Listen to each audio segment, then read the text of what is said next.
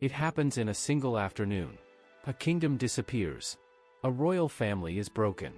And in the soil of a modern city, the mark of that day is still there, a layer of red, fused glass buried deep beneath the pavement.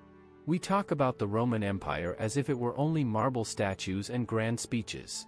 But history is written in the things they burned, the names they erased, and the silence that follows a scream. This is the moment a province died. And this is the fire that took its place. The courtyard of the Iceni royal compound is quiet. 3 weeks ago, this was the home of a king. Prasutagus is dead now. The crown he wore is gone, and the treaty that kept his people safe has been treated like waste paper. Roman soldiers move with the efficiency of a machine. They do not come for a negotiation. They come for an extraction. A tall woman with red hair is dragged across the open ground. She is Boudicca. She is the queen of the Iceni. She is the widow of the king. Her tunic is ripped at the shoulder, revealing the skin that is about to be marked.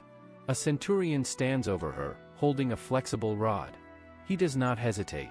The first blow cuts the air. It hits with a sound that travels to the back of the yard.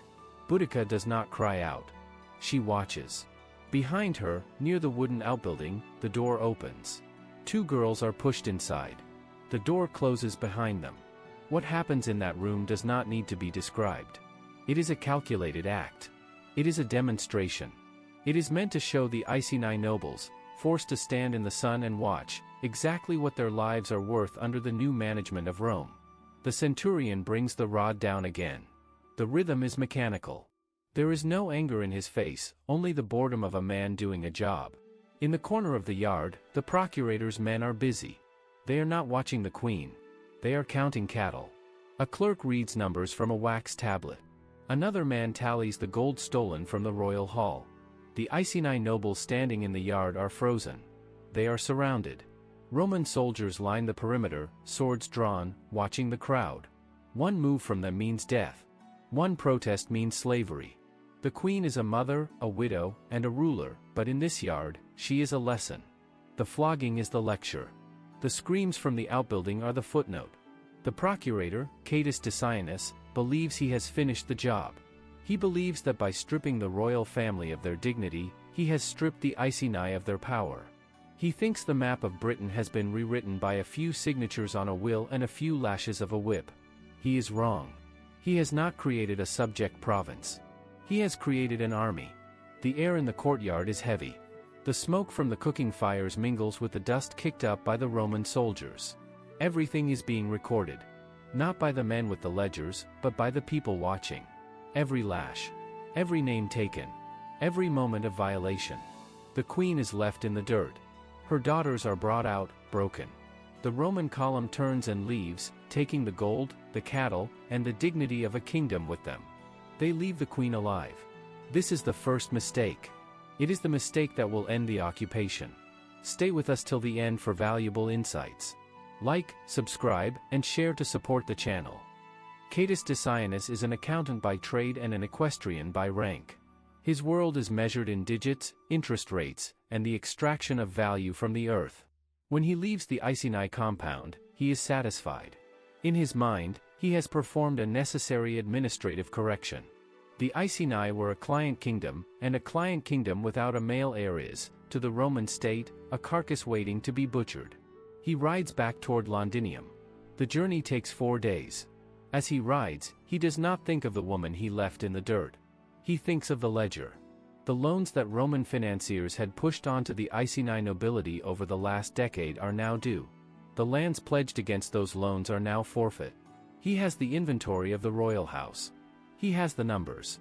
He has the math. Meanwhile, the Roman governor, Suetonius Paulinus, is far away. He is 400 miles west, on the island the Romans call Mona, modern-day Anglesey.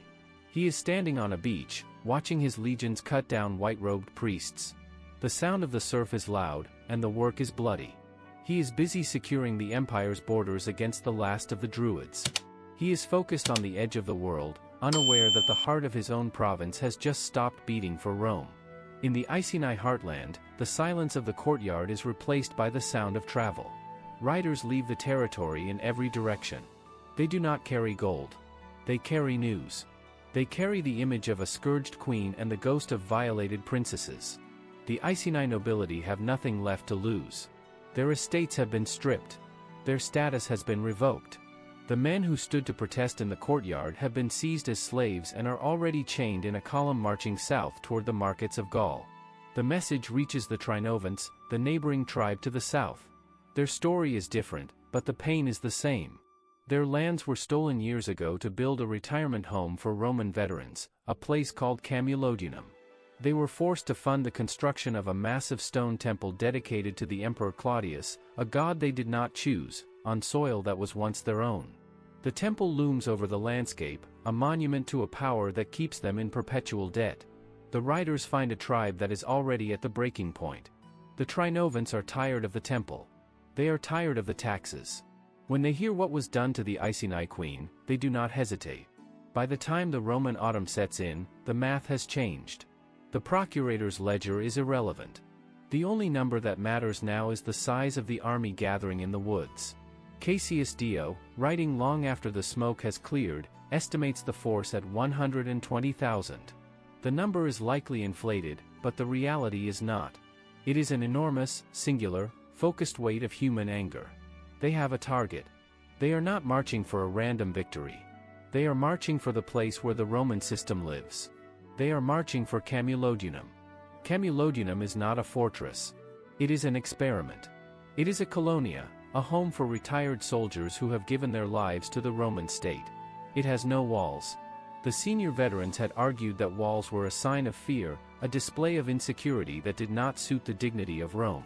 They were confident in their status as conquerors. They were surrounded by a population they assumed was broken. The town is a collection of wooden houses, merchant stalls, and the homes of administrators. It is a place of retirement and profit. Its only defense is the arrogance of the people who live there. When the news of the uprising reaches the town, the air changes. The veterans send a frantic message to Catus Decianus in Londinium, begging for reinforcements. They are veterans, but they are old. They are armed, but they are few. They wait for the Roman machine to save them. Catus Decianus sends 200 soldiers. They arrive without proper armor. They are not enough to hold a town, let alone a province. They are a gesture, not a defense. The man who lit the fire has sent a bucket and returned to his counting house. Boudicca's army comes from the north like a tide. They do not approach with the orderly maneuvers of a Roman legion. They come with a collective, singular hunger for erasure. The wooden houses of Camulodunum catch fire in seconds. The dry thatch burns with a ferocity that turns the sky into a furnace. The veterans, the merchants, and the administrators do not fight in formation. They run. They are hunted in the streets. There is no mercy, because none was shown to the queen. The last of the Roman defenders, perhaps 2,000 of them, make a final choice. They retreat to the one place they believe must be sacred. They flee to the temple of Claudius. It is a massive stone structure, the symbol of their dominance. It is the very platform the Trinovants were forced to pay for. It is the marble face of an empire that demanded their worship. They barricade the heavy doors. They listen to the roar of the fire outside. They think the stone will hold. They think the god will protect them. They hold for 2 days. Outside, the Britons are not just waiting. They are working. They pile material against the marble walls. They bring the forest to the temple. They set it alight. The heat is immense. The marble cracks, shedding fragments like dead skin. The roof timbers, massive and carved, burn through and collapse, raining fire into the sanctuary. The screams from inside the temple are the last sound of Roman Camulodunum. When the fire eventually dies down, there is nothing left but ash, calcined stone, and the smell of a failed god. The Britons find a bronze statue of the emperor. They do not worship it. They hack it from its base. They smash the face. It is an act of total rejection. They have burned the temple, they have burned the veterans, and they have erased the symbol of their debt. The town is gone. The layer of red, fused glass is being laid into the soil. News of the destruction of Camulodunum spreads with the speed of a plague. The Roman governor, Suetonius Paulinus, receives the word while still on his way back from the western island. He understands immediately what this means. He is the senior commander in Britain, and he has a province currently hemorrhaging life. He turns his horse and rides. He covers hundreds of miles in days, his cavalry galloping until the horses drop. He arrives in Londinium ahead of his legions. He finds a city that is not prepared for war. Londinium is a commercial powerhouse, a web of warehouses, docks, and offices built on the north bank of the Thames. It is the beating heart of the Roman financial system in Britain. It is where the ledgers are kept. It is where the loans are processed. It is the home office of the very man who started this, Catus Decianus. Suetonius walks the riverbank. He looks at the narrow streets. He sees the lack of fortifications. He calculates the math of the situation. His legions are still days away, marching on foot. Boudicca's army is a week behind him. The force that destroyed Camulodunum is 10 times the size of any guard he can muster. He faces a choice that will define his career: save the city or save the province. He chooses the province. He issues the order to abandon Londinium. It is a cold, calculated military necessity. There is no sentiment in it. He gives those who can flee the chance to join his retreating column. The wealthy merchants, the Roman administrators, and the families who can travel, they pack what they can and they leave. But the city is not empty. The people who cannot leave remain behind.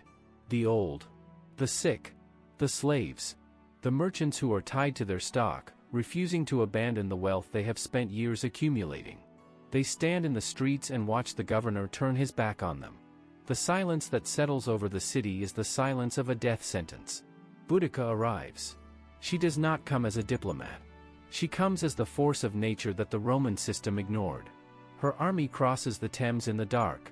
They pour into the city from the south, a river of people moving into a trap of their own making. The destruction is methodical. The warehouses along the waterfront are the first to go. The grain, the wine, the oil, the trade goods of an empire, all of it becomes fuel.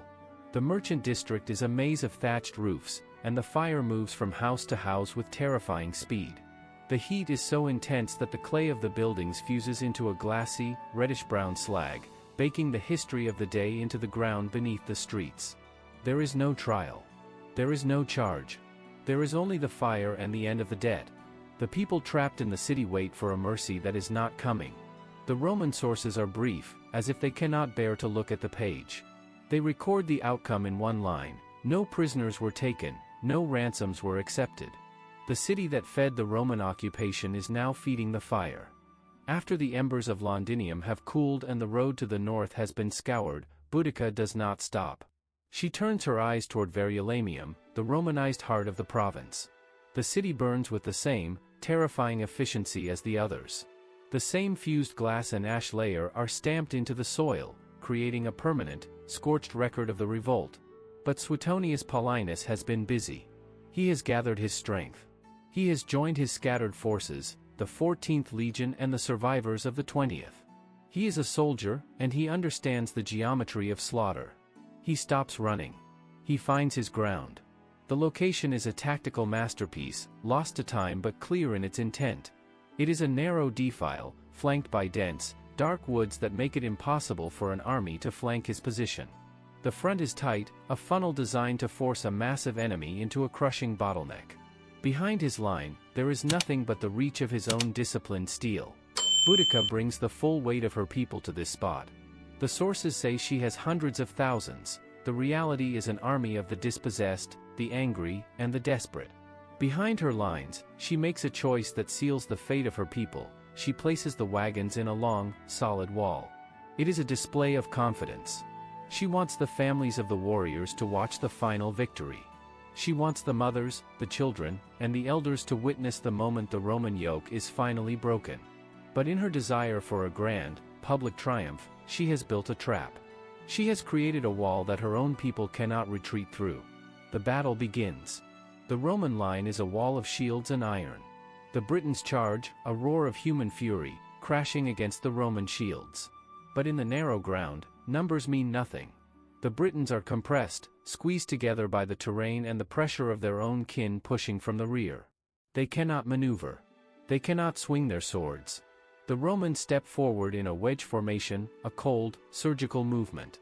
They do not fight, they harvest. The slaughter is so absolute that it defies description. When the British army tries to retreat, they find the wagon wall. They are pressed against their own families, trapped between the Roman blades and the wooden barricades of their own making. The massacre is total. There is no escape. The figures recorded by the Roman historians are gruesome, hundreds of thousands of Britons dead against a handful of Roman casualties. The numbers are propaganda, but the scale of the horror is real. The ground is soaked. The hope of a free Britain is broken in the mud. The aftermath is a silence that rings louder than the battle. Boudicca disappears from the record as quickly as the revolt began. Some say she took poison, a final act of agency against the conquerors. Others say she simply faded into the sickness of the defeated. Her grave is not found. It does not exist in the archives. She is buried somewhere in the wet, grey earth of eastern Britain, and the ground refuses to give her back. Her daughters, the two girls pushed through a door in their father's compound, vanish entirely. They are present in the promise of the rebellion and absent in its destruction. They are not in the wagons at Watling Street. They are not in the records of the slave markets. They are simply gone, erased by the very system they tried to break. Suetonius does not stop with the victory. He finishes the job. He leads his legions in a scorched earth campaign across East Anglia. Villages that had nothing to do with the fighting are burned. Crops are raised. A man-made famine is engineered to ensure that no Iceni can ever rise again. The Roman governor does not just want a province, he wants a graveyard. But Rome is a machine that requires a ledger, and the ledger has been ruined. Catus Decianus, the man who sparked the fire, flees to Gaul and vanishes from history. His replacement, Classicianus, arrives to find a landscape of ash. He is not a soldier, he is a bureaucrat. He sees that Suetonius has burned the tax base to the ground. He writes to Nero, the emperor, demanding the violence stop, because a dead province pays no tribute. History, however, is not just found in the scrolls of the historians. It is found in the dirt. 2,000 years later, archaeologists strip back the layers of modern construction. They dig through the foundations of banks, the car parks of suburban streets, and the basements of corporate offices. And they find it every time. A horizontal line of fire. A layer of carbonized wood, melted glass, and fused clay. It is the footprint of the day the world changed. At the Bloomberg site in London, they found hundreds of wooden writing tablets. They were not official state documents. They were notes. A promissory note for a debt of 105 denarii. A contract for provisions between cities that were, at that very moment, turning to ash. The system that Boudicca burned did not just return, it was already there, waiting in the mud, recorded in cursive Latin on pieces of wood that survived only because they had been tossed into a stream before the fire took hold. Today, a bronze statue stands on the embankment in London. It shows a woman in a chariot, a spear raised, two nameless daughters by her side. It was cast in 1902, at the height of a different empire, by men who read Tacitus in their schoolrooms. They understood exactly what Rome had done. They built their own version of that empire across the globe, and then, with a strange, dark irony, they raised a monument to the woman who had tried to burn their predecessor to the ground. The statue remains. The daughters remain nameless. The ash remains beneath the floorboards of the city. We look for the history of Britain in the castles and the crowns, but the truth is under our feet. The queen is in the soil. The empire is in the ledger. And the fire, though it stopped burning 2 millennia ago, is still there, holding its place in the record. The story does not end. It is buried. And it is waiting for someone to dig. If you enjoy dark untold history, subscribe because we uncover what others won't.